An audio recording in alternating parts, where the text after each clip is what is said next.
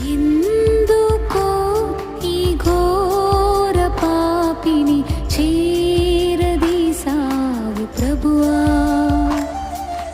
ఏముంది నాలో ఈ పరిశుద్ధత